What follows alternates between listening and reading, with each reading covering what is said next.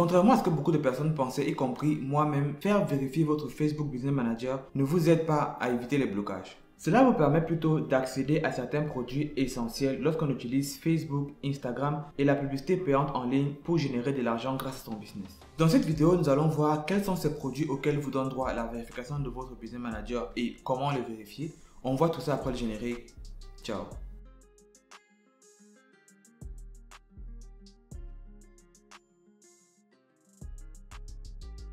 What's up? C'est votre boy Willis Madrid, j'espère que vous allez bien parce que moi je vais super bien. Et si ça ne va pas, t'inquiète, ça va aller. La vérification de votre Facebook Business Manager est un sujet qui a beaucoup de nuances. La première nuance est le fait que cette vérification n'est pas à confondre avec l'obtention du badge vérifié, que ce soit sur Facebook ou Instagram, ou encore moins avec la confirmation d'identité personnelle. Vous ne recevez pas de badge lorsque vous faites vérifier votre Facebook Business Manager. Ensuite, quand on parle de la vérification du Business Manager, en réalité, on veut parler de la vérification de l'entreprise qui utilise le Business Manager en question. Donc, dans le cas où vous avez 6 Business Managers, cela revient à vérifier 6 entreprises identiques ou différentes. Toutes les entreprises ne sont pas obligatoirement obligées d'effectuer cette procédure. Vous devez faire cette procédure uniquement lorsque vous avez besoin d'accéder à certains produits comme les boutiques Facebook et Instagram. Créer une application, créer un compte WhatsApp Business ou si en tant qu'agent, vous avez envie de devenir un partenaire de Facebook. En bon terme, on parle d'un Meta Business Partner. Si vous avez envie de créer ou d'utiliser ce produit, vous pouvez anticiper la procédure et c'est ce que je vais vous montrer dans cette vidéo. Ce qui arrive généralement, c'est que vous commencez à créer le produit et c'est à ce moment que Facebook va vous demander de vérifier votre entreprise et dans la plupart des cas, vous n'êtes pas préparé à ça. Vous ne savez pas quelles sont les informations qui vous seront demandées, quels seront les documents nécessaires, en combien d'étapes est-ce que cela va se faire. Vous allez débuter la procédure et elle sera rejetée. Mais ça, c'était avant d'avoir vu cette vidéo. Allons sur mon écran, je vais vous montrer comment faire ça.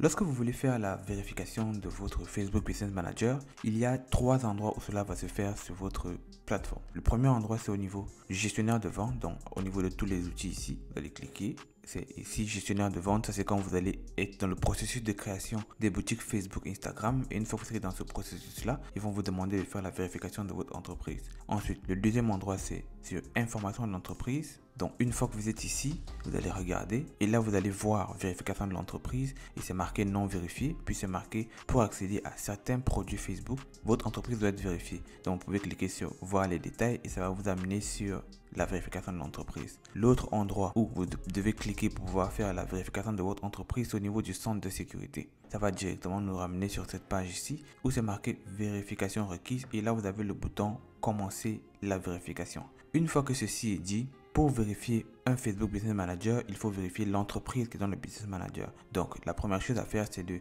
voir si votre entreprise est mise à jour ou non. Pour faire cela, vous allez cliquer sur Information de l'entreprise. Et au niveau de Information de l'entreprise, vous avez toutes les informations nécessaires que vous devez remplir ici à ce niveau. Concernant l'entreprise, certaines personnes peuvent poser la question de savoir est-ce que j'ai besoin d'une vraie entreprise pour pouvoir faire ma vérification. Dans le passé, vous pouvez mettre n'importe quelle information, mais actuellement, c'est rendu que vous devez mettre des informations valides parce qu'il y a un processus de vérification qui est bien solide pour voir si les informations que vous mettez sont réelles. Donc, effectivement, il va vous falloir créer une entreprise. La chose la plus facile à faire, c'est de créer ce qu'on appelle une entreprise physique ou une entreprise individuelle, ce qu'on va appeler être auto-entrepreneur. C'est une procédure qui est très facile à faire. Ça prend quelques secondes et vous aurez vos documents et la plupart du temps, ça ne coûte pas cher ou alors c'est totalement gratuit, dépendamment des pays. Ensuite, si vous êtes par exemple en Afrique et que vous n'avez pas la possibilité de pouvoir créer une entreprise avec toutes les composantes que cela nécessite, vous allez devoir créer ce qu'on appelle une entreprise offshore. Ça veut dire que vous allez aller sur des plateformes qui vous donnent la possibilité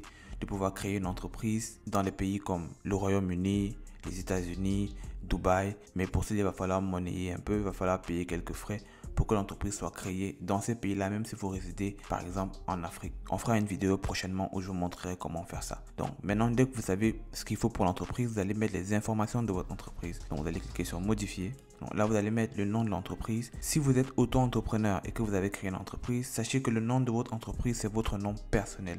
Parce que la personne physique est en même temps l'entreprise. Donc si vous appelez Jean de Dieu, ici au niveau de nom de l'entreprise, mettez Jean de Dieu. Ne mettez pas un nom X ou Y parce que au niveau de la vérification, ça va bloquer. Donc ensuite, ici le pays, ici l'adresse, ensuite la ville, la région, le code postal, le numéro de téléphone et le site web. Avant, il était possible de passer la vérification sans le site web. Maintenant, ce n'est plus possible. C'est des informations qui sont obligatoires que vous devez mettre. Très important que vous puissiez mettre un numéro de téléphone valide auquel vous avez accès et un site web, parce que toutes ces deux informations, ils vont vous demander soit l'une soit l'autre pour pouvoir vérifier votre entreprise à l'aide d'un moyen de contact. Ça peut être un appel ou ça peut être un email qu'ils vont envoyer sur une adresse mail qui est en lien avec votre site web. Une fois que vous avez fini de remplir ceci, vous allez cliquer sur enregistrer. Donc dès que tout ça est rempli, vous allez cliquer sur voir les détails. Quand tout est prêt, vous avez maintenant la possibilité de cliquer sur commencer la vérification. Pour certaines personnes, vous n'aurez pas le bouton commencer la vérification. Il faudra le forcer à s'activer. Je vais vous montrer comment faire cela.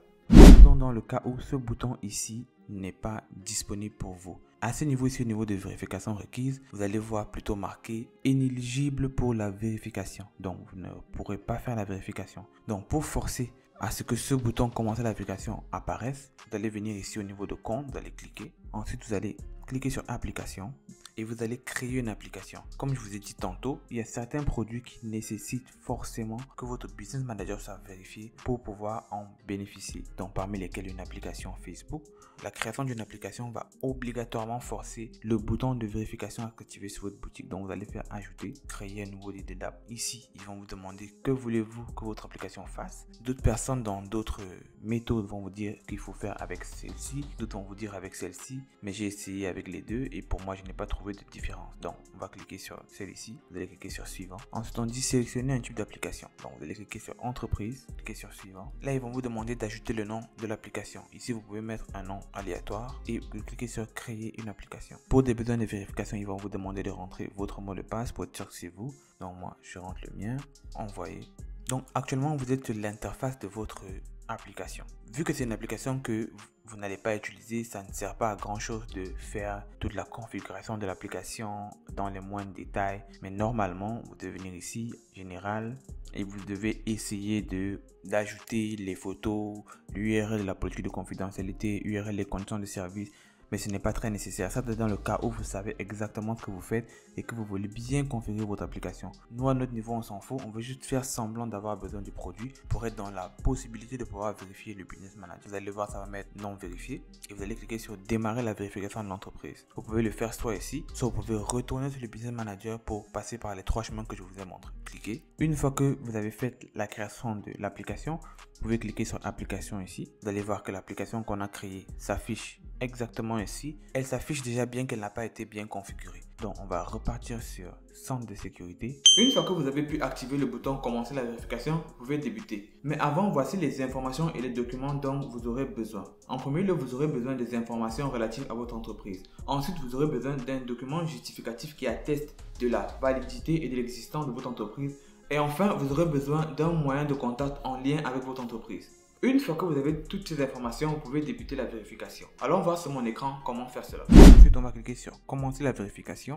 Ici, on va aller sur informations sur l'entreprise, vérifier Bunga. Ensuite, vous cliquez sur démarrer. Donc, ce que ça va faire, c'est que ça va pré-télécharger les informations qu'on avait déjà inscrites au niveau de l'entreprise. On va cliquer sur suivant. Donc ici, il va nous mettre le nom qu'on a mis. Il va nous faire un résumé des informations et il va nous mettre le site web ici. Ensuite, on va cliquer sur suivant. Sélectionner un mode de contact. Ici, il demande de sélectionner l'email. C'est le moyen recommandé. Mais dans le cas où vous n'avez pas de site web, il faut préférablement cocher appel téléphonique ou alors texto par SMS. Je préconise cette méthode parce que lorsque vous sélectionnez email, ce qui va se passer, c'est que pour faire la vérification par votre moyen de contact, ils vont vous demander, si vous avez choisi une adresse email, que cette adresse email soit automatiquement une adresse email qui soit en lien avec le nom de domaine ou alors le nom du site que vous avez choisi. Donc par exemple, dans la mesure où votre site c'est bunga.com, il va falloir que votre adresse email soit obligatoirement une adresse qui contient ce nom de domaine. Exemple, contact@bunga.com ou alors sav@bunga.com. Donc si l'adresse email que vous rentrez c'est par exemple une adresse Gmail, la vérification va automatiquement recommencer dès le départ et ça ne va pas fonctionner. Donc si vous n'avez pas de site web, il vaut mieux cocher appel téléphonique ou texto SMS. Donc dans mon cas, moi je vais cocher email et je vais mettre sur suivant. Ici, il demande d'ajouter les documents complémentaires. Donc là, il demande de vérifier la raison sociale de l'entreprise. Donc là, je vais cocher sur certificat d'inscription. Donc ici, j'ai téléchargé mon document. Là, il demande votre document inclut-il le numéro de téléphone ou l'adresse de votre entreprise. Dans ce cas ici, le document que moi j'ai téléchargé contient le nom de mon entreprise et le numéro de téléphone. Dans votre cas, si le document que vous avez téléchargé, ce qui est 90% des cas, si le certificat d'enregistrement de votre entreprise n'a pas votre numéro de téléphone, vous devrez ajouter un deuxième document qui va vous permettre de vérifier le numéro de téléphone avec l'adresse en même temps. Donc à ce moment-là, vous allez laisser sur nom et vous allez sélectionner par exemple un relevé bancaire. Vous allez sélectionner par exemple un relevé bancaire, une facture de service, certificat de statut société, certificat d'inscription de statut société, ça on l'a déjà choisi. Mais il va falloir que le document que vous choisissez ici ait en même temps le nom de votre entreprise et le numéro de téléphone pour que ça puisse fonctionner. Ensuite, quand vous avez mis tous les documents, vous allez cliquer sur suivant et là confirmer l'adresse email. Ça c'est ce dont je vous ai parlé tantôt. Si vous n'avez pas de site web officiellement et que vous avez mis un site web de manière aléatoire au niveau des informations de l'entreprise, vu que ça ne peut pas rester vide, quand vous allez arriver à la confirmation de l'adresse email, ils vont déjà avoir mis au préalable le nom de domaine. Donc par exemple contact@bunga.com ou alors sav@bunga.com. Si par exemple vous mettez quelque chose comme willy@gmail.com et que vous mettez envoyer un email, automatiquement ça vous envoie ce message d'erreur. Donc ils refusent l'email que j'ai rentré au préalable et ils vont le changer pour mettre willy@bunga.com.